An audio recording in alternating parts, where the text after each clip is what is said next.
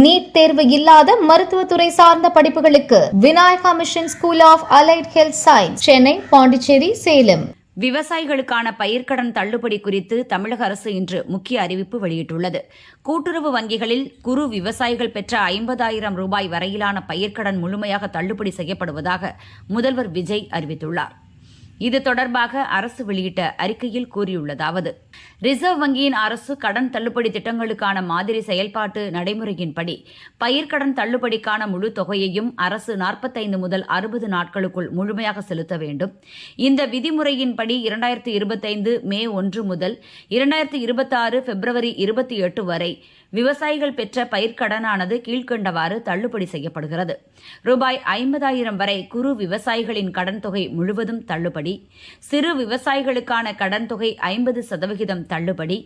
50,001 முதல் 60,000 வரை குறு விவசாயிகளுக்கு 40,000-ம், சிறு விவசாயிகளுக்கு 20,000-ம், 60,001 முதல் 70,000 வரை குறு விவசாயிகளுக்கு 30,000-ம், சிறு விவசாயிகளுக்கு 15,000-ம், 70,001 முதல் 80,000 வரை குறு விவசாயிகளுக்கு 20,000-ம், சிறு விவசாயிகளுக்கு 10,000-ம், 80,001 முதல் 90,000 வரை குறு விவசாயிகளுக்கு 10,000-ம், சிறு விவசாயிகளுக்கு 5,000-ம், 90,001 முதல் 1,00,000 வரை குறு விவசாயிகளுக்கு 10,000-ம், சிறு விவசாயிகளுக்கு ரூபாய் 5,000-ம், 1,00,000க்கு மேல் சிறு மற்றும் குறு விவசாயிகளின் கடன் தொகையில் 5,000 கடன் தள்ளுபடி செய்யப்படுகிறது.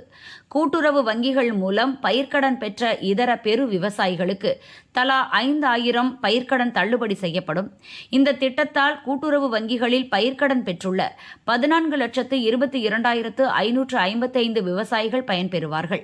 அரசுக்கு 244.46 கோடி கூடுதல் செலவினம் ஏற்படும் என கூறப்பட்டுள்ளது. அதான் மொத்தம் 16,96,096 விவசாயிகள் மொத்த பயிர்க்கடன் இருக்கு. அதுல 14,22,000 பேர் பயனடைகிறாங்க. 80% மேல இருக்கு, இப்ப சதவீதம் பார்க்கல, பட் 14,22,000 பேர் பயனடையும் வகையில் இன்னைக்கு இந்த அறிவிப்புகள் வந்திருக்கு. இதுல மொத்த வாங்கின பயிர்க்கடன் 14,96,000. ஸோ அதுல 14,22,000 பேர் பயனடையும் வகையில் இந்த அறிவிப்புகள் வந்திருக்கு. இது பெரிய அளவிலான பெரும்பாலான விவசாயிகள் 80% மேற்பட்ட விவசாயிகள் பயனடையும் வகையில் தான் இந்த அறிவிப்புகள்.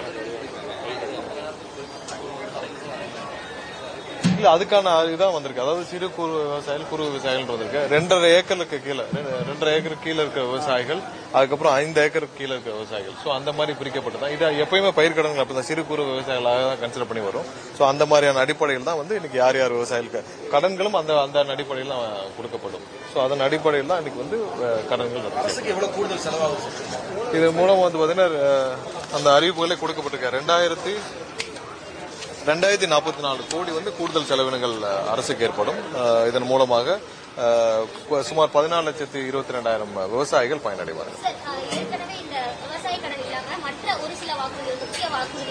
பொதுமக்களால் எதிர்பார்க்கப்படுது. குறிப்பா தமிழகம் முழுவதும் மகளிருக்கான இலவச பேருந்து பயணம், அதே போன்று ஒவ்வொன்றா படிப்படியாக, ஏன்னா நிதி ஆதாரங்களை பார்த்து படிப்படியாக முதல்வர் கண்டிப்பாக நிறைவேற்றுவார்.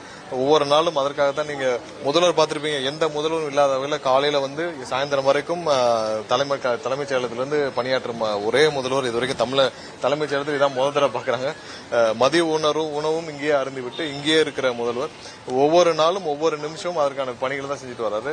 இன்னைக்கு கூட அந்த ஒரு ஜட்மெண்ட் வந்திருக்கும். முதல்வருடைய முக்கிய குறிக்கோளே பாத்தீங்கன்னா இந்த கோயம்புத்தூர் வழக்குகளையும் துரிதமாக நடத்தப்பட்டு அதிக உச்சபட்ச தண்டனை வாங்கி கொடுக்கும் வகையில் செயல்பட வேண்டும் தான் இன்னைக்கு காலையிலிருந்து எங்க எல்லாரையும் அறிவுறுத்தி என்னென்ன மாதிரி நடவடிக்கைகள் எடுக்க வேணும்னு சொல்லியிருக்காங்க.